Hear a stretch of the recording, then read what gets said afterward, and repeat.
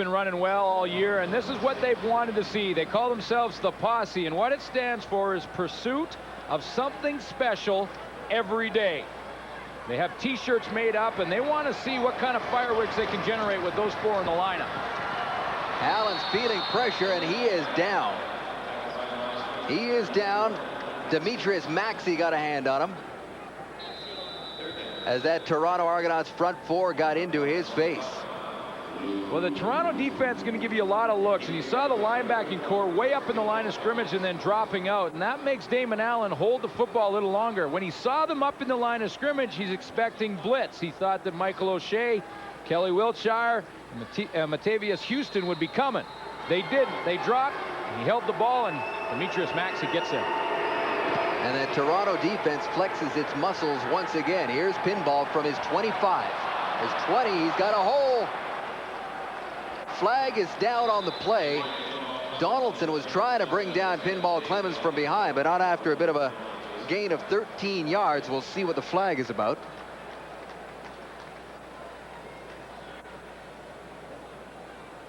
And Greg Mons looked like he was making the signal to take the penalty. 30, first down try. And that's exactly what they'll do. A holding call on Wayne Shaw on the special team, so that'll back up the Argos, and now Jay Barker will take over possession in the shadow of his own goalpost. Here's the penalty. He's holding on Mike Crum. He grabs that jersey, doesn't let Mike Crum get back into the play, and officials caught him. So there's Andrew English. He now comes into the Toronto offensive lineup with Kerwin gone, thrown out for abusing officials. He shoved him on the last series, so the Vancouver boy has a chance to really shine here. Barker from his own 9-yard line, and that one is going to be whistled down before it even begins. He didn't get it off in time. 20-second clock expired. Impound violation. Toronto, number 7. See, and what happens is Jay Barker goes up over the line of scrimmage, decides he wants to audible, but he doesn't realize he's taken too long in the huddle already and doesn't have time to do that. And that's, you know, young quarterbacks make little mistakes in the football game. That's one of them. See if he can limit them as this game goes on. That could prove to be a very big mistake as Barker hands it off. And shoved right back to where he came from is Pinball Clemens. And this time it's the BC Lions defense flexing its muscles. They're flying around in that defense. They've had some problems gang tackling on defense. Greg Mons addressed the issue this week in practice, and watch how many black jerseys show up at Pinball Clemens. I count 4 or 5 right there. I mean, that's a piling on Pinball. Pinball's 170 pounds. He was badly outweighed on that last play. You saw Tony Burst throw a great lead block. The hole was there, but it was quickly filled by the Lions. 2nd and 13 from the 6. Again, the handoff to the Pinball gets a little bit of breathing room, but not much. That ball's not loose. So the Lions have pinned him deep. David Benefield is fired up. Yeah, Benefield's involved, but Herman Smith is the guy who makes the play. Herman Smith is going to blow it up right at the point of attack. Watch how he attacks the line of scrimmage and eliminates the pulling guard. Look at that. That made Pinball Clemens turn it up. He had no shot to do it. Patrick Kessie could not kick him out. Herman Smith ended that play. And when you've got a punter like Noel Prefontaine who can boom it close to 90 yards, maybe this is the best place to have him kicking from.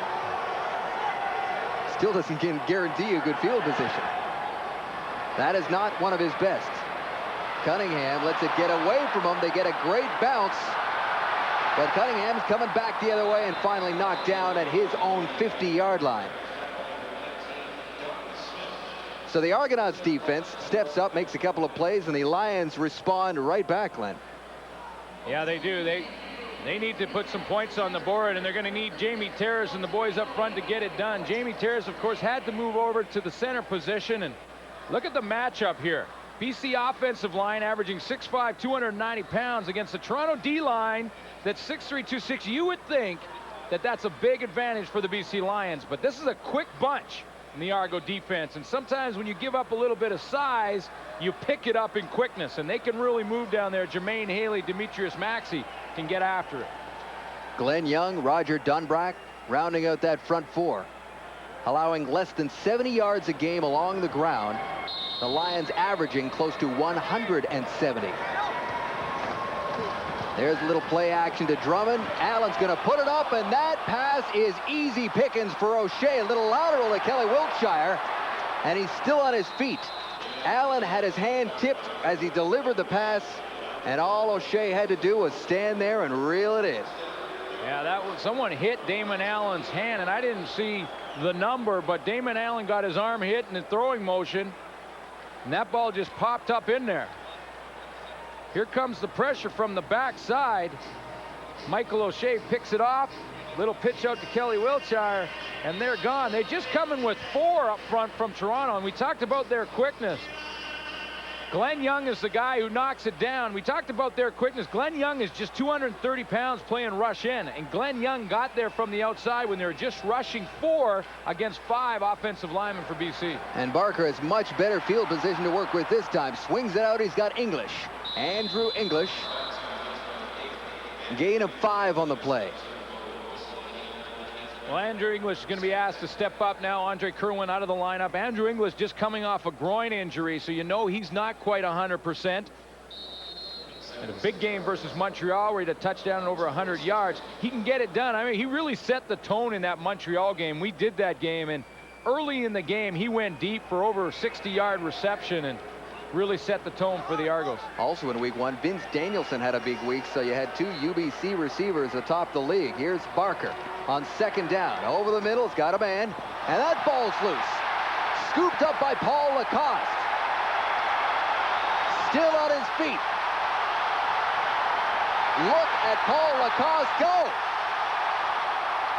Down inside the 20.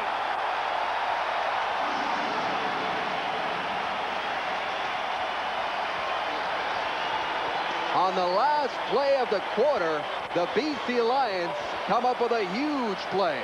It's 4-0 after 1. You're watching the CFL Live, and we're at the quarter. Brought to you by 1-800-HI-IT'S-ME. It's the cheapest way to call. Collect.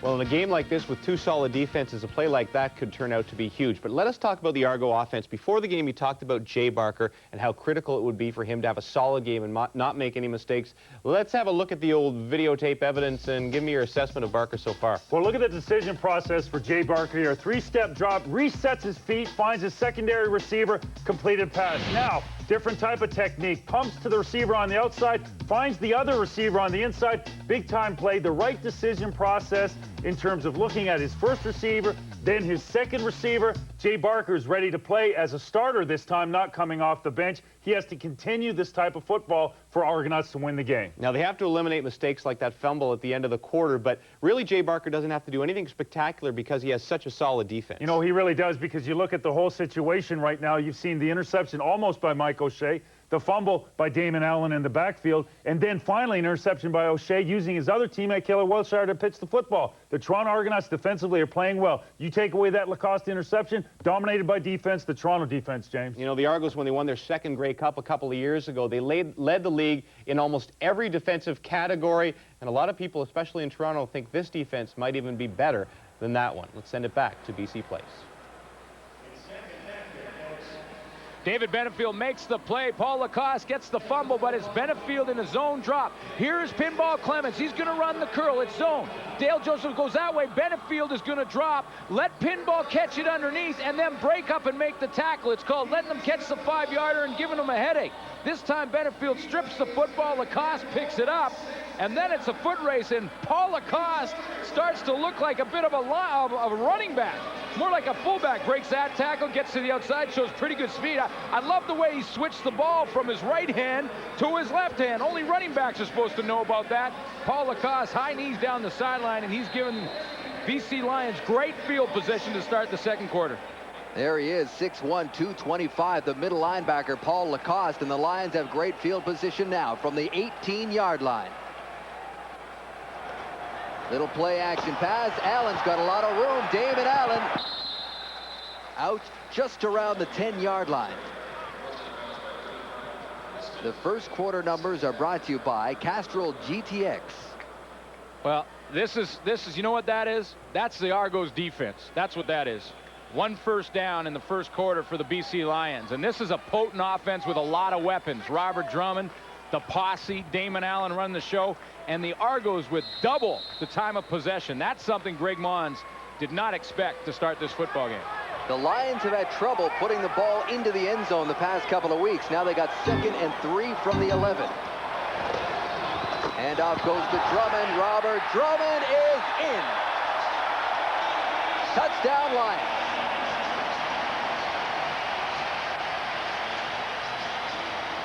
No trouble there. You know what? For the Argos on defense, it was a case of, was there a player out there that was going to step in front of that train? And you know what? None of them wanted to, because this guy was coming. Robert Drummond hits this whole little jab step, goes back to his right, and he is on his way. And no one was getting in front of that train. In fact, 4 Argos bought a ticket for it. In coach class, I hope. Yeah, those knees get up on Robert Drummond. It's awful tough. He's having a great season. And when he plays well this season, the Lions have won. Now, it's very early, but that'll be a big confidence boost for them. As mentioned, they've had a tough time putting the ball into pay dirt. We've got a player down on the field for the Argonauts. Kelly Wiltshire is down on the play. Maybe he caught one of those knees. Yeah, he was underneath that train. He got caught in the tracks. Robert Drummond. How about that call by Greg Mons to send Drummond straight up the middle, saying, this is our strength. We know your strength. Here we go. I love that. I love that. And we're going to see it all game. And you know this is great. And that's the kind of guy Greg Mons is. Oh, no question. When you talk to him about, you know, Greg, you're coming into this game against an Argo defense that is great against the run. Does that mean that Robert Drummond is not involved much? You go, no way. We're going to do what we do best, and that's run the football. And let's see how good they are against the run. Of course, you go over to the other sideline, and Jim Barker saying, yeah, well, let them run, because we're going to. This is a great matchup because you want to see the best against the best, and that's what we're seeing in that aspect here tonight. Robert Drummond came into tonight with 474 yards rushing. With Mike Pringle not playing tonight for the Alouettes, he is likely going to pass him and take over top spot in the CFL. He's averaging 6 yards a carry. That's a full yard better than Mike Pringle. Yeah, and when you talk about the comparison between Drummond and Pringle this year, if Robert Drummond carried the ball as many times coming into this game this week as Mike Pringle had coming in, he would be 100 yards ahead of Mike Pringle.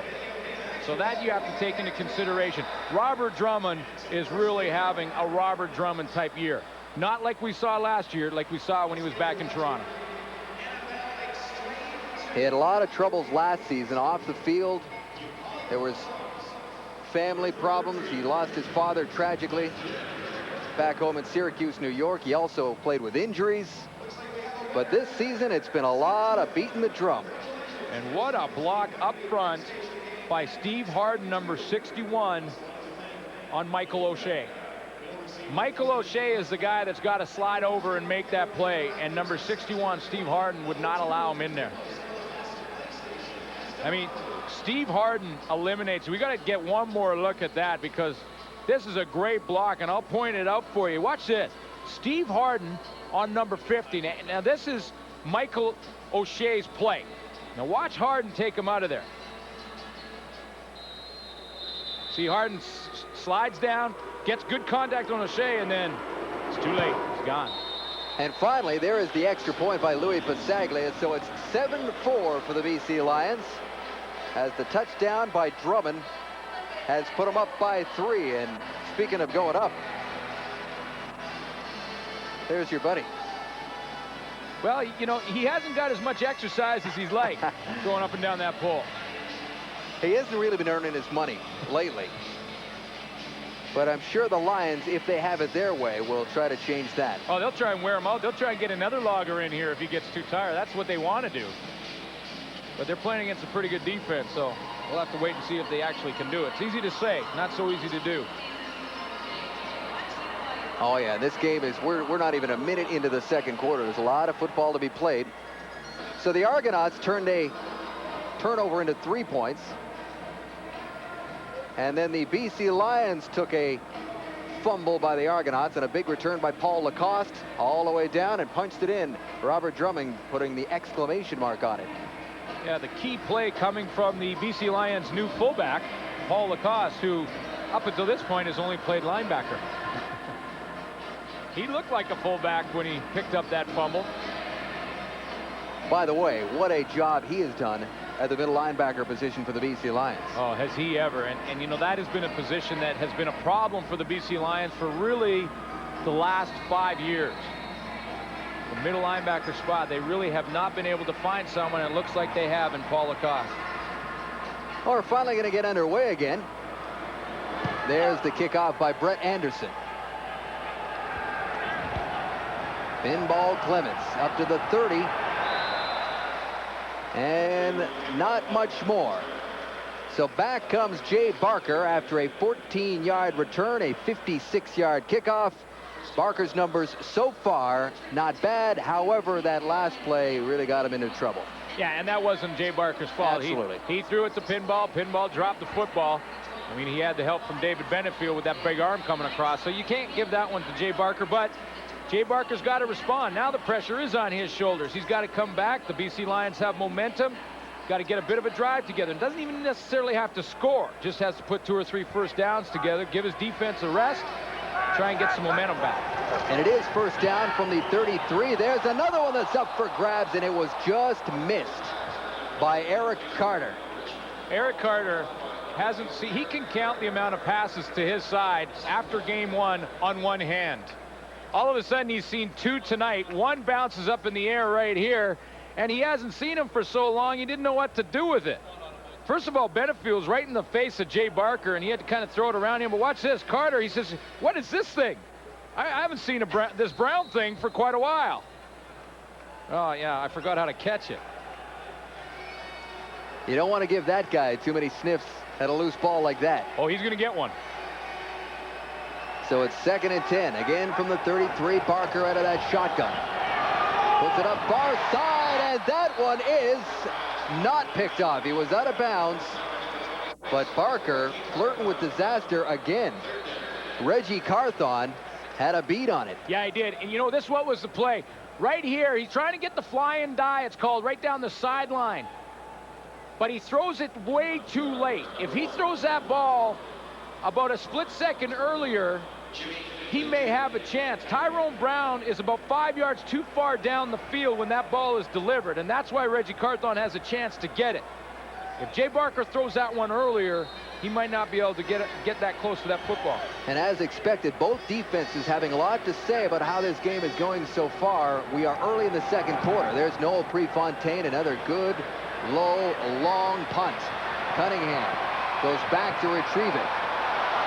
Circles back, looking for some room, not gonna get it. The live leg of Noel Prefontaine pins him deep again. We'll be back to Vancouver right after this.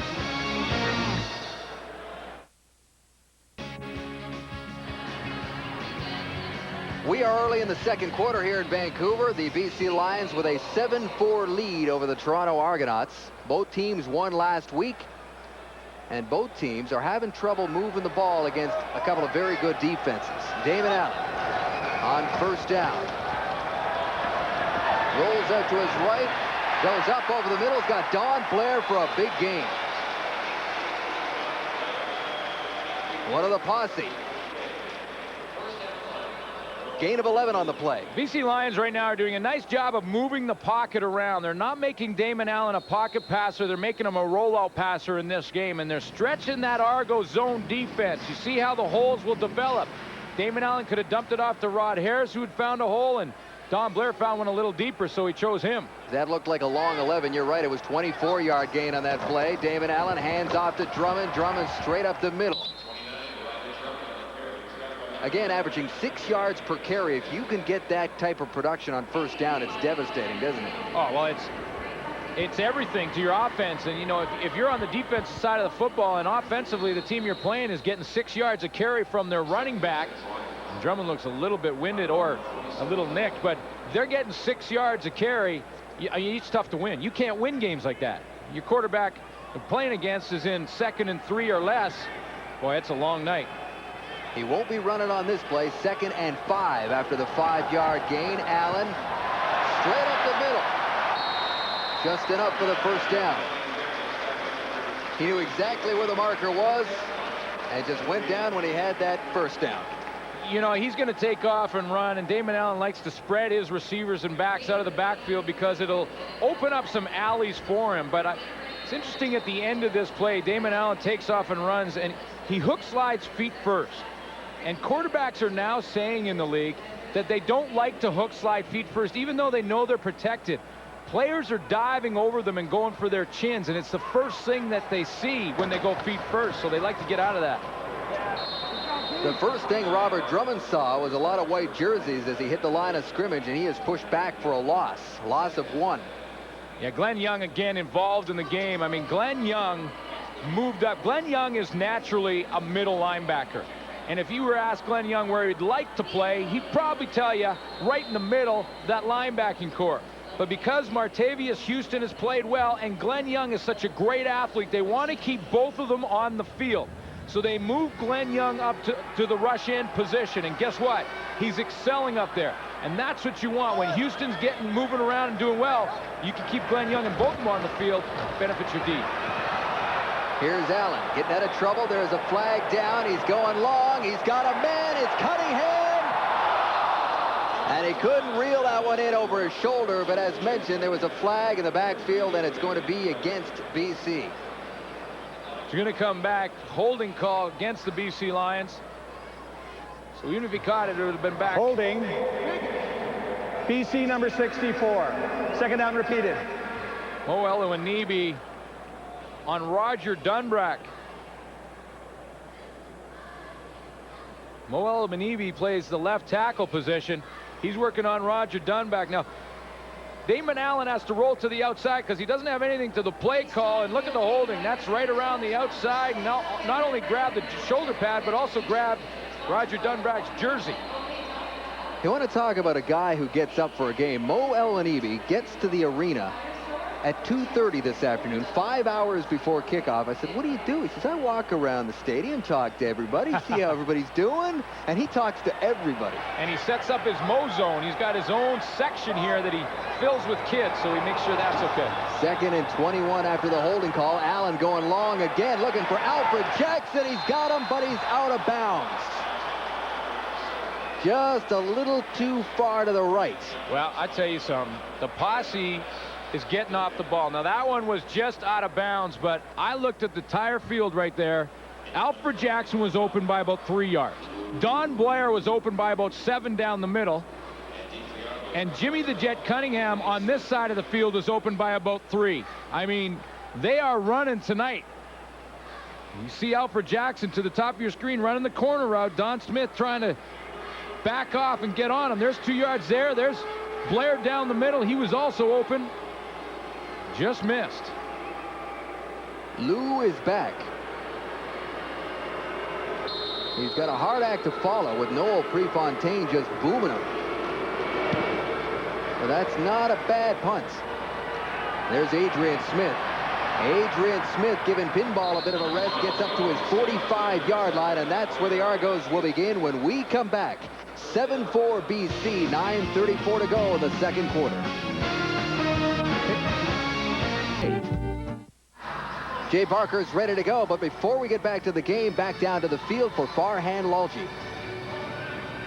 Welcome back to BC Place. Joining me now is John Makovic, a former head coach with the NFL's Kansas City Chiefs and a good friend of Lions head coach Greg Mons. Coach, tell us about your visit to BC. Well, first of all, when you live in Texas this time of year, you're looking for some cooler weather. And so we started thinking about taking a week, and I knew Greg was here coaching, so we decided to come and see him play. I've never been to a CFL game live before, and I really enjoy the action. Now, Coach, any words of advice for your former pupil? Because you had Greg for 3 years in Kansas City. Well, Greg's what, 10 out of his last 11? Yep. He needs to give me some advice. He's doing a nice job. And I think his ability to understand what players can work and how they can do it, his personnel background is really good for him. All right, Coach, thanks a lot. Enjoy the rest of your visit. We will. Thank you. Back to you, Dave. Greg Mons, a former scout and director of pro personnel for the Kansas City Chiefs. 2nd and 8 for the Argonauts. Barker flushed out.